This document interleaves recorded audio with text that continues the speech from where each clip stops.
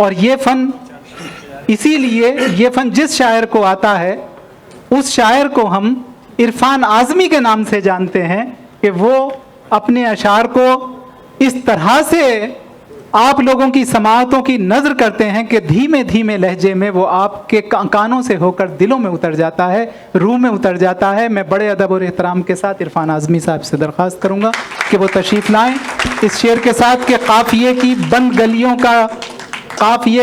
गलियों का गदागर कर दिया, तूने ये किस काम पर मुझको मुकर्रर कर दिया।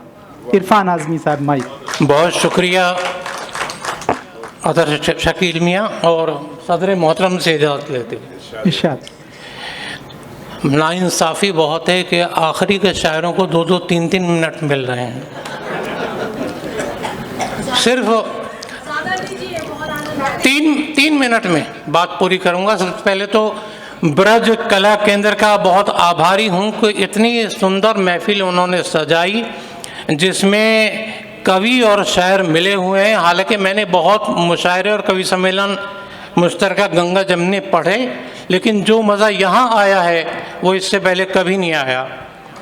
और एक बात और कहूँगा कि ब्रज से संबंधित ये ब्रज कला केंद्र, और मुझे हैरत है कि किसी कवि और शायर ने कोई दोहा नहीं पढ़ा। मैं दोहा पढ़ूँ जी, मैं पढ़ूँगा बिल्कुल, लेकिन एक बात ज़रूर कहूँगा कि एक कवि एक शायर का कोई धर्म नहीं होता, उसका धर्म है प्रेम और सद्भाव।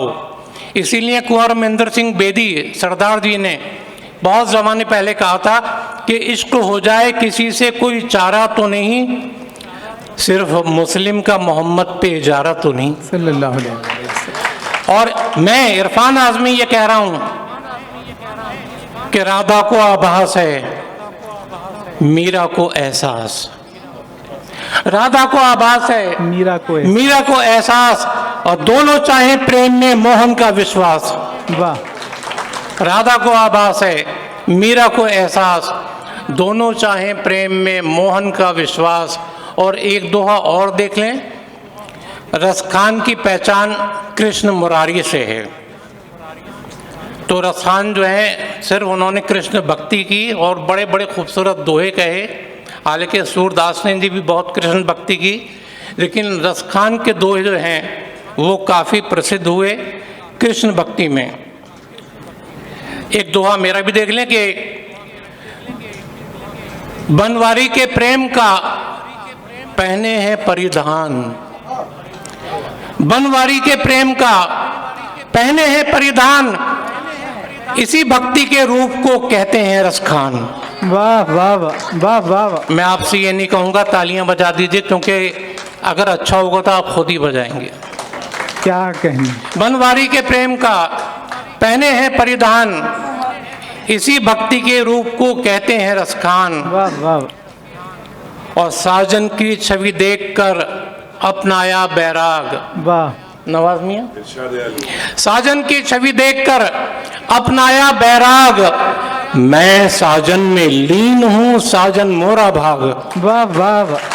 साजन की छवि देखकर अपनाया बैराग, मैं साजन में लीन हूँ साजन मोरा भाग। और अपने आका के लिए भी, पैगंबर साहब के लिए दुआ का कि आप विभा में जब हुए तमस हुआ काफूर। वाह।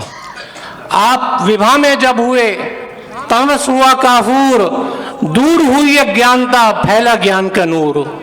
और अब एक आखिरी दुआ, उसके बाद 2-3 शेर और इजाज़त। इरशाद। दुआ है कि ख़ास तौर से ये आप सबकी नज़र है, पसंद आ जाए तो दाद दे दीजिएगा, तालियां बजा दें, नहीं पसंद आए तो कोई शिकायत नहीं। दुआ है कि मन को निर्मल कीजिए, भर भर अश्क बहाओ। वाह। मन को निर्मल कीजिए, भर भर अश्क बहाओ, मलिन करे तालाब को पानी का ठहराओ।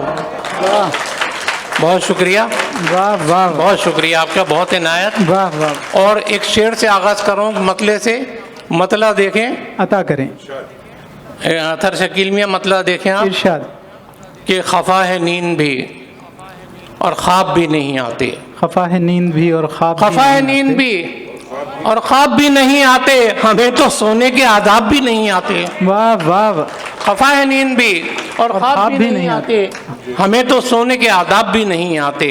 और एक मतलब और एक शेर और देख लें कि इसमें एक लफ्ज़ आया है आमाल। आमाल कहते हैं कर्म को जी, कि अगर तुम आमाल की बुनियाद यकीन पर रख दो, अगर तुम आमाल की बुनियाद यकीन पर रख दो, फिर ये मुमकिन है कि आकाश जमीन पर रख दो।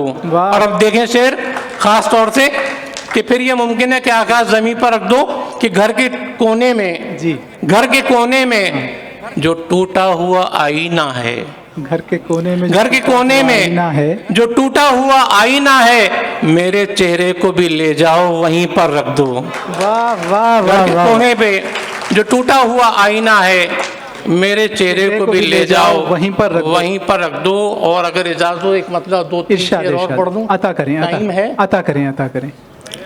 पटका पहन लीजिएगा जी बिल्कुल। पटका पहन के पढ़ें तो इजाजत और मिल सकती है।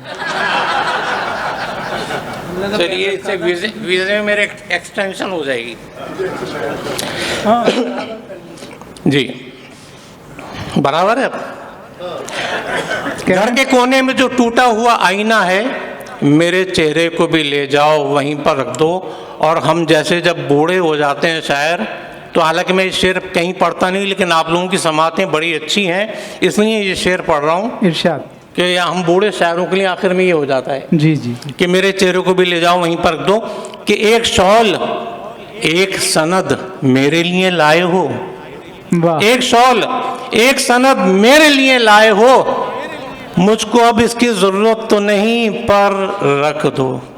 वाह वाह वाह। एक शॉल एक सनद मेरे लिए लाए हो, हाँ हाँ, मुझको अब इसकी जरूरत तो नहीं पर रख दो।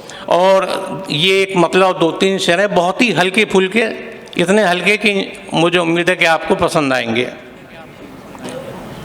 मतलब है कि इरशाद।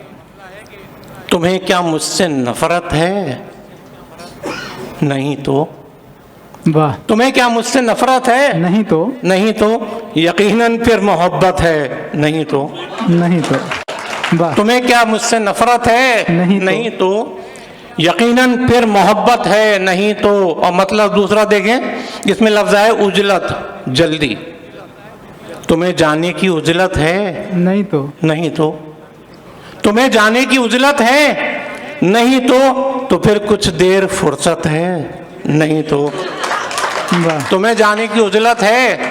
नहीं तो फिर कुछ देर फुर्सत है। नहीं तो मैं कुछ कहने की कोशिश कर रहा हूँ। मैं कुछ कहने की कोशिश कर रहा हूँ। मैं कुछ कह दूँ इजाजत है? नहीं तो। मैं कुछ कहने की कोशिश कर रहा हूँ। मैं कुछ कह दूँ इजाजत है? नहीं तो। और आखिरी शेर है, इसमें एक लफ्ज़ है कबाहत, जिसको हम कहते हैं ऑब्जेक्शन, आपत्ति। मैं कुछ कह दूँ इजाज़त है? नहीं तो। बहुत ही सादा सा शेर है। चलो तुमको मैं घर तक छोड़ आऊँ। चलो तुमको मैं घर तक छोड़ आऊँ। तुम्हें कोई कबाहत है? नहीं तो। बहुत शुक्रिया। वाह वाह। कबाहत मैंने ऑब्जेक्शन, आपत्ति अभी मैंने बयान भी किया था।